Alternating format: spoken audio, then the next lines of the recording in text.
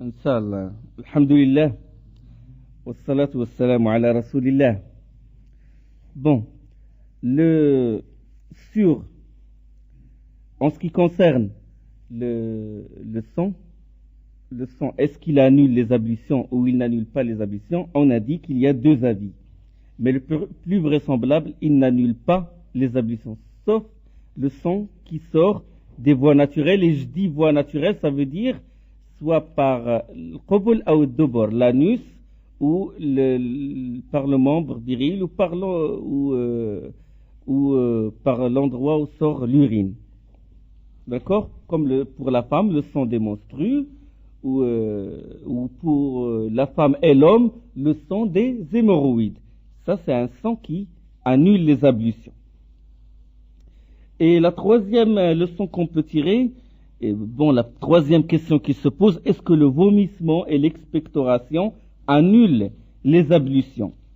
L'imam Ahmed a dit que le vomissement et l'expectoration annulent les ablutions, et selon Shafi'i et Malik, il ne les annule pas, car il n'y a pas de preuve, et c'est l'avis d'Ibn Taymiyyah rahimahullah, et c'est le plus vraisemblable, c'est que il n'annule pas les ablutions. D'accord?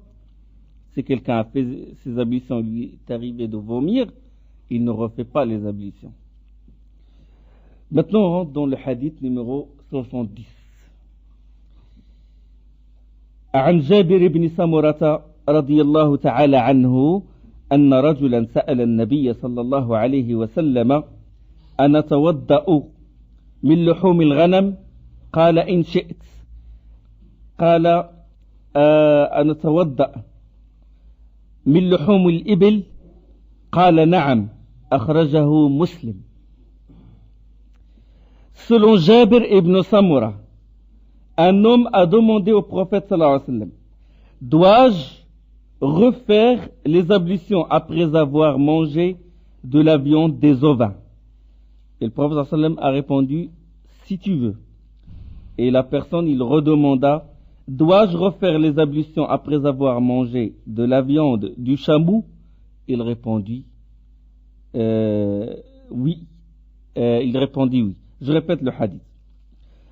La personne, il a dit, dois-je refaire les ablutions après avoir mangé la viande des ovins? Il a dit, si tu veux. J'ai fait une erreur. Il a dit, si tu veux. Et puis la personne le redemanda, il a dit, dois-je refaire les ablutions après avoir mangé la viande du chameau? Il a dit, oui, tu dois refaire. Entre parenthèses, tu dois refaire. Et ce hadith est rapporté par Muslim. Hadith sahih.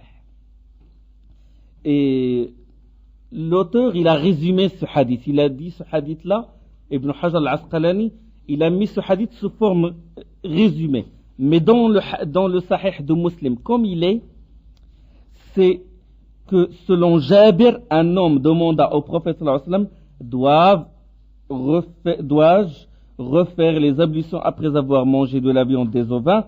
Et le prophète sallallahu alayhi wa sallam a répondu, si tu veux, refais tes ablutions. Si tu veux, tu les refais pas. Répondit le prophète sallallahu alayhi wa sallam. Et puis la personne redemanda, dois-je refaire les ablutions après avoir mangé de la viande du chameau? Et le prophète sallallahu alayhi wa sallam, il a dit, refais tes ablutions après avoir mangé de la viande du chameau. Et puis la personne, il posa une autre question, il a dit, puis-je prier dans les enclos des ovins? Et le prophète sallallahu alayhi wa sallam, il a répondu, oui. Et la personne, il redemanda, puis-je prier dans les enclos des chameaux? Et le prophète sallallahu alayhi wa sallam, il a répondu, non. Ce hadith-là, il est également rapporté par l'imam Ahmed et par l'imam Tayalisi et d'autres. Et il a des hadiths témoins. Et ces hadiths, c'est, premièrement, sur le hadith de Bara ibn Azib. Le prophète sallallahu alayhi wa sallam a dit, refaites les ablutions. Refaites les ablutions si vous avez mangé de la viande du chameau. Et ne les refaites pas après avoir mangé celle des ovins. Refaites sous forme impérative. Et ce hadith-là, hadith de Bara ibn Azib, il est rapporté par Abu Daoud, Tirmidhi ibn Khuzayma et autres. Et il est authentique. Il y a un autre hadith selon Ibn Omar, mawqouf, ça veut dire un texte qu'on attribue à Ibn Omar, qui dit qu'on doit refaire les ablutions après avoir mangé la viande du chameau. Et les savants ont dit que les hadiths qui appellent à refaire les ablutions après avoir mangé la viande du chameau sont en nombre de 2. Donc le hadith de Bara ibn Azib et le hadith de Jabir ibn Samura. Le hadith d'Ibn Omar, il est mawqouf. C'est pas le prophète sallam qui a dit, mais c'est Ibn Omar qui a dit ce hadith-là. Et donc parmi ces savants qui ont dit il y a 2 hadiths là-dessus, c'est l'imam Ahmed, Ishaq ibn Rahouya et le Bayhaqi. Maintenant la question se pose. Est-ce que le fait de manger la viande du chameau annule les ablutions? On distingue 2 avis. Le premier avis, manger la viande du chameau annule les ablutions. Et c'est le madhab de certains compagnons, et c'est le madhab des gens du hadith, tels que Imam Ahmed, Ishaq ibn Rahouya, Ibn al-Munzir, al-Bayhaqi, qui est shafi'ite, Ibn al-Arabi, le Maliki, pas Muhyiddin, pas l'égaré, le soufi. C'est Ibn al-Arabi. C'est celui qui a fait Ahkam al-Qur'an. Ibn al-Arabi, le Maliki, Yahya ibn Yahya, le Malikite, et l'imam Nawawi aussi, dans Sharh Muslim, a dit, c'est l'argument, c'est l'avis qui est fondé sur l'argument le plus fort, quoique le Jumhur, la foule des savants, pense autrement. Donc Nawawi, on sait que c'est Nawawi qui a fait l'explication de Muslim, et il a dit c'est l'argument qui est basé sur, c'est l'avis qui est basé sur des arguments forts. Donc ça, il y a certains qui disent non, c'est pas un argument fort, etc.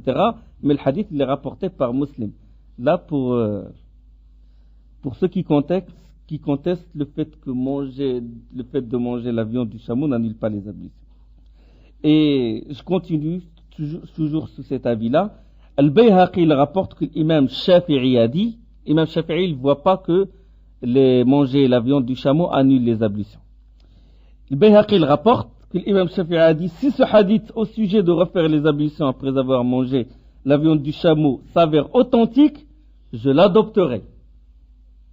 Donc Shafi'i il penche vers ce côté-là. Il a dit que s'il y a un hadith vraiment authentique sur le fait que manger la viande du chameau annule les ablutions, je prendrai cet avis-là. Mais lui, il prend l'avis contraire. Parce qu'il n'est pas authentique pour lui. Il ne voit pas qu'il est authentique. Et les 2 hadiths, sont des preuves claires et nettes sur l'obligation de refaire les ablutions lorsqu'il s'agit de la viande du chameau. Car dans le hadith de Jabir, le prophète sallallahu alayhi wa sallam a laissé le choix pour la viande des ovins, il ne l'a pas laissé pour la viande des chameaux. Il a dit, dois-je faire les ablutions, dois-je reprendre mes ablutions après avoir mangé la viande des ovins? Il a dit, si tu veux, tu refais. Si tu ne veux pas, ça dépend. C'est toi qui vois. Il lui a donné le choix. Mais quand il s'agit de la viande du chameau, il a dit, refais tes ablutions. Donc ça, c'est un argument solide. Il y a aussi le hadith de Bara où il dit, refaites les ablutions après avoir mangé la viande du chameau. Donc sous forme impérative, fi'l amr, ça veut dire qu'il est obligatoire. Le deuxième avis maintenant. Le deuxième avis, c'est que le wudu, après avoir mangé la viande du chameau, n'est pas obligatoire. C'est l'opposé du premier avis. Et l'imam Nawawi, dans Sharh Muslim, dans l'explication de Sharh Muslim, il a attribué cet avis aux 4 califes. Abu Bakr, Omar, Othman et Ali. Et il a attribué cet avis à Ibn Abbas, à Abu Darda, à Ubay, Ibn Ka'b, à Abu Umama et d'autres compagnons et une foule de tabi'in et les 3 imams Malik, Shafi'i, Abu Hanifa et beaucoup d'autres savants, ils disent que les ablutions ne s'annulent pas après avoir mangé la viande du chameau. Mais l'imam Ibn Taymiyyah rahimahullah, dans son livre Al-Qawa'id al-Nuraniya al-Fiqhiyya, il a contesté le fait que les 4 califes ont adopté cet avis. Et il a dit, leur attribuer ceci est une erreur. Donc il a contesté ceci. Et Ibn Abi Shayba al-Bayhaqi, il rapporte selon un bon isnad que Jabir ibn Samura a dit nous faisions les ablutions. Donc s'il dit nous faisions, ça veut dire que c'est un groupe de compagnons, pas un seul compagnon ou deux, c'est une foule de compagnons. Il dit nous faisions les ablutions après avoir mangé la viande du chameau et nous ne le faisions pas lorsqu'il s'agit de la viande des ovins. C'est donc un avis de nombreux compagnons. Ça c'est l'avis qui conteste le fait que... Et l'argument de la foule des savants, l'argument de Shafi'i et Abu Hanifa et Malik qui disent que ça n'annule pas, c'est qu'ils disent que ces hadiths-là, le hadith de Al-Bara ibn Azib et le hadith de Jabir, ils sont abrogés, mansour. Ils ont été abrogés. Ça veut dire que le prophète sallallahu alayhi wa sallam, au début, il a obligé quelque chose et après, il l'a abrogé. D'accord? Et il y a des exemples de l'abrogation dans le Coran et dans la Sunna. D'accord? Il y a l'exemple de l'adultère. Dans Surat An-Nisa, il dit que ceux qui commettent l'adultère, vous ramenez les témoins, et vous les enfermez dans si la femme a commis l'adultère, vous l'enfermez dans la maison jusqu'à ce qu'elle meure. Mais après, ça a été abrogé par la lapidation. N'est-ce pas? Donc, il y a beaucoup de preuves. Et de même, le jeûne, les gens avaient le choix entre jeûner et ne pas jeûner, mais ça a été abrogé. C'est les deux versets qui se suivent. D'accord? Les deux versets du jeûne qui se suivent, où Allah subhanahu wa ta'ala, il dit فَمَنْ تَطَوَّعَ خَيْرًا فَهُوَ خَيْرٌ لَهُ. Non, avant. شهر رمضان الذي أنزل فيه القرآن هدى للناس وبينات من الهدى والفرقان فمن شهد منكم الشهر فليصمه أياما معدودات فمن كان منكم مريضا أو على سفر فعدة من أيام أخر وعلى الذين يطيقونه فدية طعام مسكين. Donc il a dans un verset, il a donné le choix. Et dans le verset qui vient après, il dit فَمَنْ شَهِدَ مِنْكُمُ الشَّهْرَ فَلْيَصُمْ. Celui qui voit la lune, qui voit la rentrée du mois de Ramadan, qu'il jeûne. C'est obligatoire. Donc il y a un verset qui a abrogé le verset précédent. D'accord? Qui lui précède. D'accord? Donc il y a des exemples d'abrogation dans le Coran et dans la Sunna.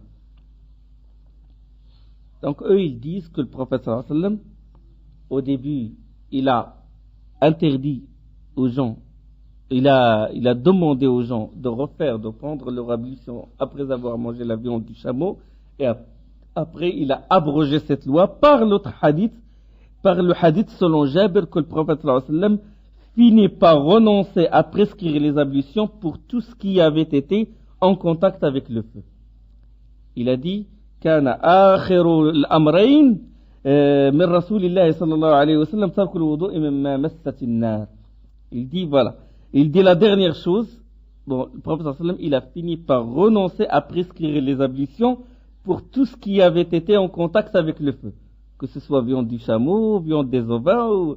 Et donc ils ont dit que ce hadith-là, il a abrogé les autres hadiths. Et ce hadith, il est authentique, d'accord, comme l'a signalé l'imam Nawawi et autres. Donc pour eux, si la prescription de faire ces ablutions après avoir mangé ce qui avait été en contact avec le feu a été abrogée, donc il en est de même pour la viande du chameau. D'accord? Mais cette argumentation, wallahu a'lam, n'est pas convaincante pour des raisons. C'est que le hadith où il est obligatoire de refaire le wudu après avoir mangé la viande du chameau est un cas particulier. On dit hadith khas. Et le hadith du renoncement à prescrire les ablutions pour tout ce qui avait été touché par le feu, ça veut dire la viande cuite, etc. Ce hadith-là, c'est un hadith général. Le prophète sallallahu alayhi wa sallam, il a fini par renoncer à prescrire les ablutions pour tout ce qui avait été en contact avec le feu. Ça, c'est un hadith général. D'accord? Tout ce qui est, que ce soit viande ou légumes ou pâtes, tout ce qui avait été en contact avec le feu, ben, le prophète sallallahu alayhi wa sallam a dit vous ne refaites pas les ablutions. Ça, c'est un hadith général. Mais le hadith de la viande du chameau qu'il faut refaire les ablutions, c'est un hadith spécial parce que la viande du chameau, il fait partie de ce qui est touché par le feu. Donc, d'accord, il fait partie des autres viandes et il fait partie de tout ce qui a été touché par le feu. C'est un hadith spécial. Bon, les savants, dans l'usul, dans Ilm Usul, dans ce qu'on appelle les fondements de la religion, ils mettent en avance le spécial avant le particulier avant le général. D'accord? Ils mettent al-khass muqaddamun al-'am. Donc ça, c'est un raisonnement des gens, des ulama de l'usul, des savants qui s'intéressent aux fondements de la religion. Ils disent toujours s'il y a un hadith où il y a un cas spécial et il y a un particulier et un hadith qui parle du cas général, on met en avant, il devance le hadith particulier, il devance le hadith général. Et ils ont mis en avant le hadith de l'interdiction, le hadith le fait de refaire les ablutions après avoir mangé la viande des chameaux. Donc ça, c'est l'un de leurs raisonnements. Ça, c'est un point. Les objections que peuvent faire les savants qui disent que le fait de faire les ablutions, le fait de manger la viande des chameaux annule les ablutions, parmi leurs objections, c'est le hadith de Jabir ibn Samura et celui de Bara ibn Azib sont des preuves de l'obligation de refaire les ablutions après avoir mangé la viande des chameaux. Donc ce sont des preuves claires de l'obligation de faire les ablutions. C'est le hadith de Samura, le hadith de Jabir ibn Samura, le hadith de Bara ibn Azib. Sur la personne, quand il est venu voir le prophète sallallahu alayhi wa sallam, dit: dois-je refaire les ablutions après avoir mangé la viande du chameau, etc. Donc ces hadiths-là sont des preuves claires qu'il faut refaire les ablutions après avoir mangé la viande du chameau. Et c'est en même temps des preuves claires qu'il est autorisé, qu'il n'est pas obligatoire de refaire les ablutions après avoir mangé d'autres viandes, alors que les deux viandes ont été touchées par le feu. D'accord? Donc les deux viandes ont été touchées, ont été cuites, ont été touchées par le feu. Donc ça, c'est une argumentation des savants qui disent qu'il est obligatoire. Ça, c'est une réponse de ces savants-là au Jumhur qui dit qu'il n'est pas obligatoire. C'est un peu dur ce genre de raisonnement, mais essayez de réviser après, Inch'Allah, là-dessus et de méditer bien là-dessus. Donc, le prophète sallallahu alayhi wa sallam, il a établi une distinction, tafriq, entre la viande du chameau et la viande des ovins. C'est donc un statut particulier, délibérément voulu. Il a fait cette séparation et donc c'est clair qu'il faut refaire les ablutions. La troisième objection, c'est que nasr, l'abrogation, ne saurait jouer qu'en cas de contradiction, ta'arud al-adilla, et lorsque la chronologie des textes est bien établie. On utilise nasr, l'abrogation, que si les textes se contredisent, que si la contradiction des textes est connue. D'accord? Sinon, jamais les textes ne se contredisent, jamais les textes, les paroles d'Allah subhanahu wa ta'ala ne se contredisent. D'accord? Mais on nous dit qu'il y a abrogation que si on voit qu'on ne peut pas faire la corrélation entre les dalils. Il n'y a aucun. On a utilisé tous les moyens, on n'a pas trouvé de moyens pour faire la corrélation. C'est pas facile de dire qu'il y a un nasr vite fait. Non, il faut chercher toutes les preuves pour faire que les dalils, les preuves se confirment et s'approuvent. Donc s'il n'y a pas moyen, on dit qu'il y a un nasr. Mais il y a une autre condition, c'est qu'on doit connaître la chronologie. Parce que l'abrogeur, il est ultérieur à l'abrogé. D'accord? Le prophète sallallahu alayhi wa sallam, il l'a autorisé, puis après il l'a interdit. D'accord? Donc ça, c'est des preuves. Ça, c'est comment raisonner, comment utiliser l'abrogation. Et là, il n'y a pas, ils disent, ceux qui émettent cette objection, ils disent qu'il n'y a pas de preuve que les hadiths du renoncement rapportés par les 4 hadiths du Jabir soient postérieurs. Il n'y a pas de preuve. Comme quoi le hadith qui est rapporté par les 4, Abu Daoud, Tirmidhi, Nasa'i, Ibn Majah, selon Jabir, lorsqu'il a dit que le prophète sallallahu alayhi wa sallam, il a fini par renoncer à prescrire les ablutions pour tout ce qui avait été en contact avec le feu, il n'y a pas de preuve que ce hadith-là, il est postérieur. Il est ultérieur. Il est venu après les hadiths de l'obligation de refaire les ablutions. Et Ibn Taymiyyah, rahimahullah, il rapporte de beaucoup de savants qu'ils ont dit que les hadiths où c'est recommandé de refaire les ablutions font partie des dernières traditions. Ils ont dit qu'ils font partie, donc là on ne peut pas dire qu'il y a abrogation. Donc la deuxième condition du nasr, dans ce cas-là, il fait défaut. La condition qu'on doit connaître la chronologie. Ibn Taymiyyah dit, vous ne connaissez pas la chronologie, et si on analyse et on cherche la chronologie, écoutez, les hadiths qui disent qu'il est interdit et qu'il est obligatoire de refaire les ablutions, ils font partie des dernières traditions du prophète sallallahu alayhi wa sallam. Donc on ne peut pas dire qu'ils sont abrogés. Et l'imam Ahmed aussi, il y a un autre raisonnement de l'imam Ahmed, il dit, il s'étonne de ceux qui voient qu'on doit refaire les ablutions au simple toucher du membre viril et ne voient pas d'ablution quand on a mangé la viande du chameau, alors que ce dernier est prouvé par des hadiths plus authentiques que les premiers. Il y a des savants, il y a des fuqaha, il exige les ablutions après avoir touché le membre viril. Et il n'existe pas d'ablution lorsqu'on a mangé la viande du chameau, alors que les hadiths qui parlent du fait de refaire les ablutions après avoir mangé la viande du chameau sont plus forts et plus authentiques. D'accord? Et Ibn Taymiyyah, dans le Qawa'id An-Nuraniya, dans ce fameux livre, il dit, si le simple fait de toucher, là il utilise un peu le raisonnement des fuqaha, le simple fait de toucher le membre viril a un effet sur l'homme, il en est en tout cas moins fort que l'effet que peut causer le fait de manger la viande du chameau. On va détailler ce raisonnement-là. Car il a dit que dans la bosse, il rapporte que dans la bosse des chameaux, se cache un démon. Il y a des hadiths. Et que les chameaux possèdent une force démoniaque. Et on sait, il a dit aussi que l'aliment communique. Là, il commence à raisonner et à aller loin dans le raisonnement des fuqaha, des grands têtes pour... là, on peut déduire la valeur de cet homme-là dans le fiqh. Il s'est distingué dans le hadith, dans le fiqh, dans la langue arabe. Et il dit, rahimahullah, on sait que l'aliment communique sa nature à celles qui sont nourries. Il a dit que c'est pour cela que la loi a interdit de manger les bêtes sauvages qui ont des canines et les oiseaux qui ont des serres. D'accord?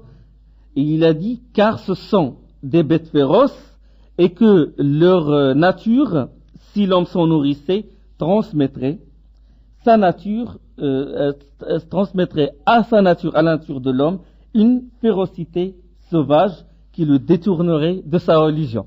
Il a donné cette raison-là et il a dit, écoutez, là, le chameau, on a des hadiths comme quoi dans sa bosse il y a un démon et que lui, il a une force démoniaque, donc il risque de transmettre cette nature à l'homme. Et donc ça, il a dit, le fait de manger carrément cette viande exige les ablutions plus que ne l'exige le simple fait de toucher son membre viril. Vous avez remarqué, vous avez touché ce genre de raisonnement. Et il a dit, en effet, pour éteindre cette force démoniaque, on fait les ablutions. Et c'est pour cette raison que le prophète sallallahu alayhi wa sallam a interdit de faire la prière dans les enclos des chameaux. Le hadith, il est clair. Dois-je faire la prière dans les enclos des chameaux? Non. Puis-je faire la prière dans les enclos des chameaux? Non. Puis-je faire la prière dans les enclos des ovins? Oui. Donc, là, il argumente encore son avis. Il dit, c'est pour cette raison que le prophète sallallahu alayhi wa sallam a interdit de faire les ablutions dans les enclos des chameaux où les démons séjournent en permanence, et il l'a autorisé dans les enclos des ovins. Et ce qui appuie ce raisonnement, c'est le hadith rapporté par Shaykhan al-Bukhari ou Muslim, que le prophète sallallahu alayhi wa sallam a dit, l'orgueil et la vanité résident chez les gros propriétaires de chameaux. Et la tranquillité d'âme, sakina, chez les propriétaires des ovins. Vous avez remarqué ce raisonnement-là? Donc, les propriétaires des chameaux, c'est comme si, à force de manger et de fréquenter les chameaux, cette nature démoniaque des chameaux, elle les aurait transmise. Et Ibn Taymiyyah a dit, que le prophète sallallahu alayhi wa sallam a dit dans une tradition rapportée par les Sunan, ça veut dire Abu Daoud, Tirmidhi, autre que Shaykhan. Il a dit, la colère vient du démon, le démon vient du feu, et le feu n'est éteint que par l'eau. Et il a dit, encore ailleurs, si l'un d'entre vous se met en colère, qu'il fasse ses ablutions. C'est un hadith, ce hadith-là, il est Hassan, il est qualifié de Hassan par Tirmidhi, mais Albani l'a qualifié de Da'if. Donc ça, c'est encore des arguments sur lesquels il s'est basé pour dire qu'il y a une raison et qu'il faut refaire les ablutions après avoir mangé la viande du chameau. Donc s'il donne la raison, parce que lui, s'il donne la raison derrière ça, il casse ceux qui ont dit qu'il y a abrogation. D'accord? Et il y a une règle chez les fuqaha que si un texte, s'il y a un hadith ou un verset sur l'obligation de faire quelque chose ou l'interdiction de faire quelque chose, et ce verset-là ou ce hadith-là, l'interdiction a été mentionnée avec sa raison, l'abrogation n'a pas lieu. D'accord? Il s'est basé sur ça aussi pour répondre à ceux qui disent qu'il ne faut pas faire les ablutions après avoir mangé la viande du chameau. Les contemporains qui voient cet avis, c'est Albani, Cheikh Al-Uthaymin, Cheikh Ibn Baz. Les grands savants contemporains, ils disent qu'il faut refaire les ablutions après avoir mangé la viande du chameau. Et on est sûr que Ibn Baz, Al-Uthaymin, Albani et tout sont les gens les plus rigoureux quand il s'agit de l'imitation aveugle de madhab. D'accord? C'est des gens, mais s'ils voient que l'imam Ahmed s'est trompé dans une chose, il n'adopte pas son avis. Et pourtant, ils ont dit que c'est obligatoire. Wallahu a'lam. Allahu a'lam. Ça aussi, on a donné ces arguments-là parce qu'il y a des gens qui minimisent cet avis-là, ils méprisent même, ils disent, c'est pas, après ça, quelle est la différence entre la viande du chameau, la viande du mouton, la viande du poulet? Maintenant, on a donné les arguments. Et quand les fuqaha, ils adoptent un avis, ils ne jouent pas. Quand ils prennent un avis, ils ont des arguments. Il ne faut pas sous-estimer les grands savants, il ne faut pas sous-estimer les avis, même s'ils sont contre nos avis à nous, ou contre nos madhab, nous les hanafites, ou nous les malikites, parce qu'on fait partie des gens du Maghreb, etc. Donc ça, c'est les deux avis. Maintenant, il y a une question qui se pose. Les ablutions pour tout ce qui avait été touché, pour tout ce qui avait été en contact avec le feu. Est-ce qu'on doit refaire les ablutions après avoir mangé quelque chose qui avait été en contact avec le feu ou non? Bon, les hadiths que nous avons étudiés, les hadiths qu'a évoqué Ibn Hajar al-Asqalani rahimahullah, n'ont pas de rapport avec ça, avec cette question. Mais lors des discussions, cette question a été soulevée.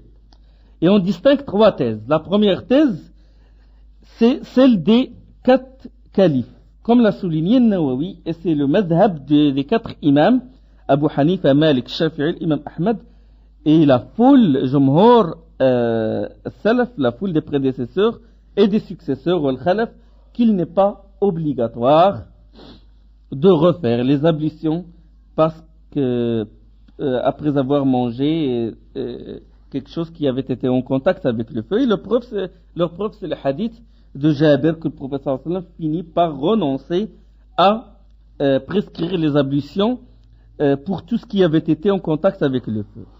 Hadith rapporté par les 4, hadith qu'on a dit qu'il est qualifié d'authentique par l'imam Nawawi. La deuxième thèse maintenant. La deuxième thèse, c'est l'obligation de refaire les ablutions après avoir mangé ce qui avait été en contact avec le feu. Cet avis-là, ceux-là, ils disent obligatoire.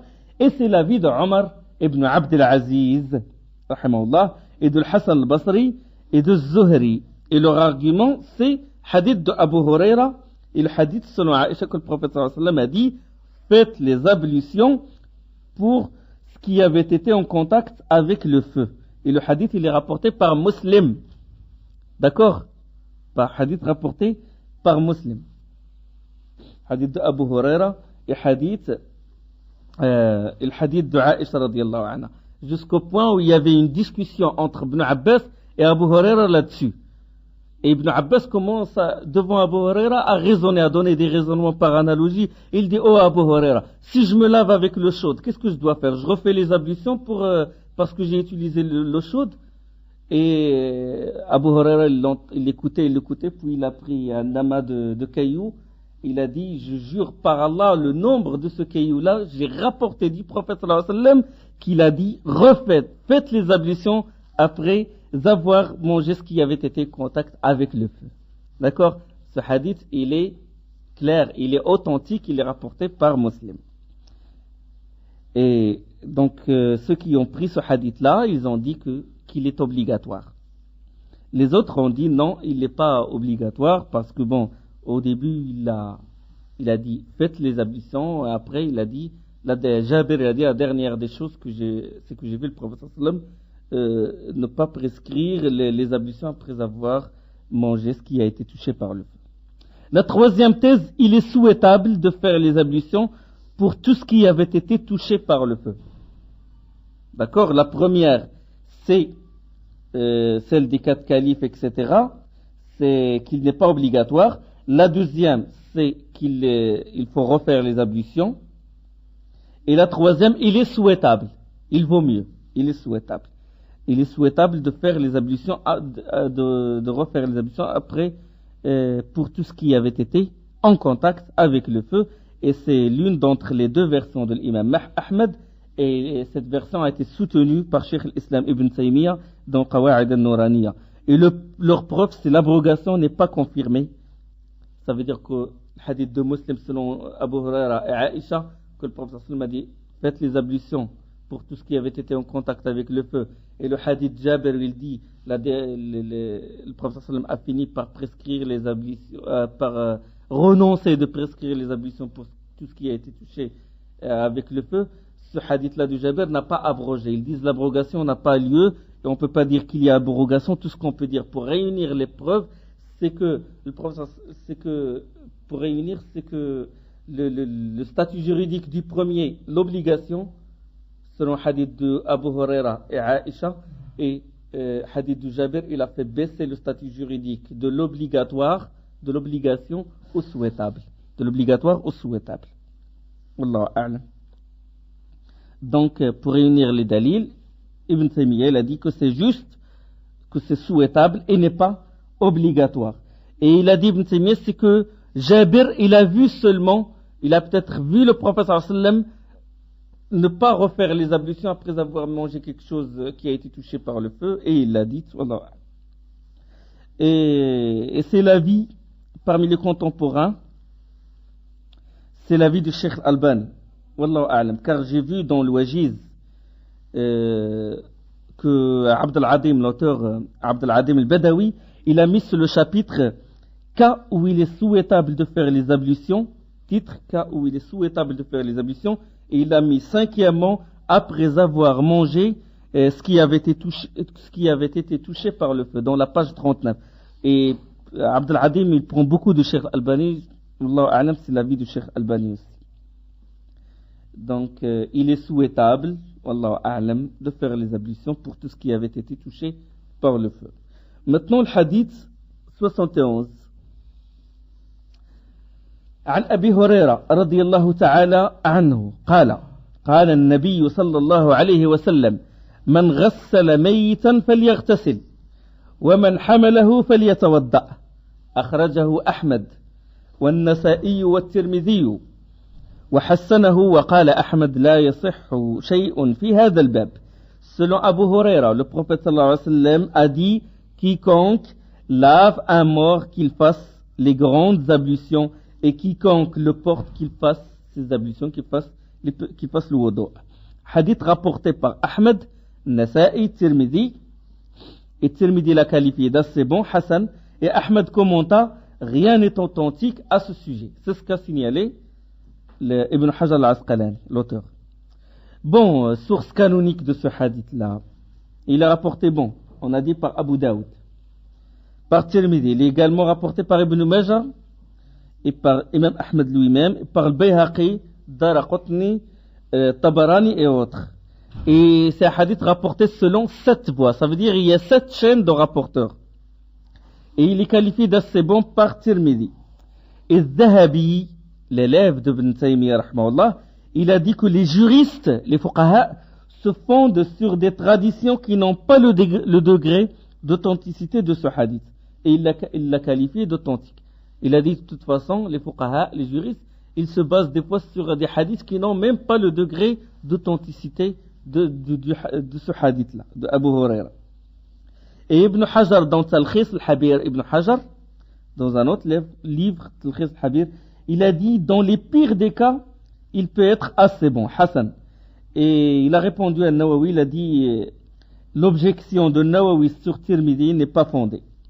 De même, ce hadith, il est qualifié d'authentique par Ibn al-Qattan, Ibn Hazm, dans son Muhalla, et par Ibn al-Qayyim, dans Tahdib al-Sunan. Et c'est un hadith, bon, le hadith, comme on a dit, il est qualifié de faible par l'imam Ahmed et par l'imam al-Zuhli. Et l'imam al-Hakim, il qualifie ce hadith d'authentique. Et ce hadith-là, il a des hadiths témoins. C'est que Aïcha a dit que le prophète sallallahu alayhi wa sallam, ce hadith, il a des hadiths qui l'approuvent. Comme le hadith de Aïcha, qui a dit que le prophète sallallahu alayhi wa sallam a dit, on fait les grandes ablutions, le ghusl, pour 4 choses. Dans le cas de souillure majeure, janaba, après l'application des ventouses, al-hijama, et le jour du vendredi, et lorsqu'on lave un mort. Ça, c'est le hadith de Aïcha. Et ce hadith, il est rapporté par Abu Daoud. Ça, c'est le premier témoin. L'autre témoin, c'est le hadith selon Ali. Et lorsque Abu Talib, l'oncle du prophète sallallahu alayhi wa sallam, est mort, Ali est allé voir le prophète sallallahu alayhi wa sallam et il a dit, ton oncle, le vieux égaré, est mort. Et le prophète sallallahu alayhi wa sallam a dit, va l'enterrer, il ne fait rien avant de venir me voir. Le prophète sallallahu alayhi wa sallam a dit ça à Ali radiyallahu anhu. Et lorsque Ali revint voir le prophète sallallahu alayhi wa sallam, le prophète sallallahu alayhi wa sallam lui demanda de faire le ghusl, de faire les grandes ablutions. Et ce hadith, il est rapporté par Abu Daoud, Al-Nasa'i et autres, et ils l'ont qualifié d'authentique. Et beaucoup de savants aussi ont qualifié ce hadith-là, ou beaucoup de savants ont qualifié ce hadith-là d'authentique. Il y a un autre témoin, c'est selon Hudhayfa ibn al-Yaman, que le prophète sallallahu alayhi wa sallam a dit, quiconque lave un mort, qu'il fasse le ghusl. Et hadith-là, Allah a'lam, il est authentique. Et donc, conclusion, avec ce shawahid-là, ce hadith-là est du degré du Hassan, d'assez bon ou de Sahih. Le hadith qu'on a évoqué, il est soit Hassan ou Sahih, et parmi les contemporains qui ont qualifié ce hadith d'authentique, c'est le Cheikh Al-Albani dans son livre Ahkam al-Janaiz. Maintenant, il y a une question qui se pose. Est-il obligatoire de faire les grandes ablutions après avoir lavé un mort et les petites ablutions après l'avoir porté ou non? Cheikh Al-Albani, rahimahullah, dans Kitab Ahkam al-Janaiz, il a dit, à première vue de ces hadiths, ressort l'obligation de refaire le wudu après avoir porté le mort. Mais on ne peut pas dire que c'est obligatoire, car certains hadiths l'empêchent. Les hadiths suivants, 2 hadiths l'empêchent. Le premier, il a dit, selon Ibn Abbas, marfou', ça veut dire le chaîne qui remonte à Ibn Abbas. Où Ibn Abbas, il dit, vous n'avez pas à faire de ghusl si vous avez lavé votre mort, car il n'est pas impur. il vous suffit de laver vos mains seulement. ليس عليكم في غسل ميتكم غسل إذا غسلتموه فإن ميتكم ليس بنجس فحسبكم أن تغسلوا أيديكم. Donc il a dit ce hadith-là. Il dit, vous n'avez pas à faire le ghusl.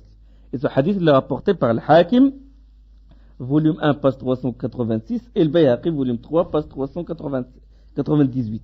Et le Hakim l'a qualifié d'authentique et Zahabi l'a approuvé, comme a dit Cheikh Al-Albani rahimahullah.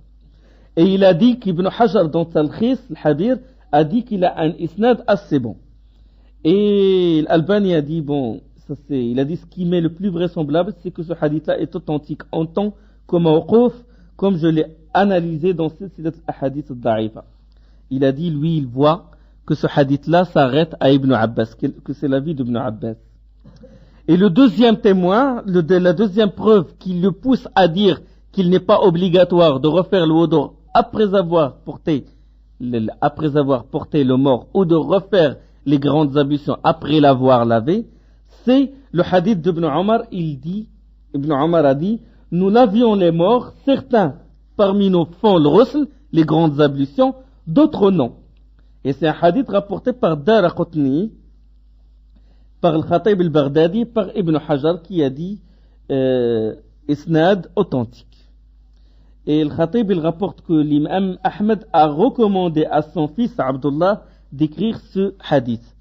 Que l'imam Ahmed ibn Hanbal, il a demandé, exigé de son fils d'écrire. Donc s'il lui demande d'écrire ce hadith, ça veut dire qu'il l'approuve.